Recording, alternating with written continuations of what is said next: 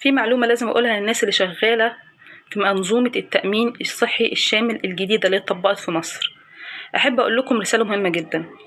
أولا إحنا مش شحاتين، الفلوس اللي هي موجودة أصلا المفروض بناخد منها الأدوية بتاعتنا وبتتصرف دي فلوسنا، دي فلوسنا اللي الحكومة حوشتها بقالها كذا سنة على وعد إن إحنا المفروض هيبقى لنا تأمين وهيبقى لنا كرامة وهيبقى لنا الحاجات دي كلها، فدي انتوا مش بتتجبوا علينا بيها عشان تتعاملوا معانا المعاملة دي أول حاجة. تاني حاجة، مفيش حاجة اسمها أصل الدواء دوت مش موجود، أصل الدواء ده غالي خدي مكان واحد تاني، أصل هو ده نفس المادة الفعالة، أنا عيانة والدكتور كاتب لي الحاجات دي.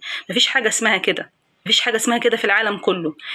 دي تاني حاجة. تالت حاجة، مفيش حاجة اسمها ان النظام ده المفروض معمول عشان خاطر يريح الناس ويبقى لنا مواعيد ومفروض ما نتأخرش ومراعي العيان ومراعي كبير السن، ومع ذلك حتى الناس اللي كبار في السن بتعذبوهم وتودوهم وتجيبوهم في ورق وتدوهم قائمة انتظار كبيرة جدا يستنوا مثلا ياخدوا الدواء بتاعهم بعد شهر عشان خاطر يصرفوه. مفيش حاجة اسمها كده.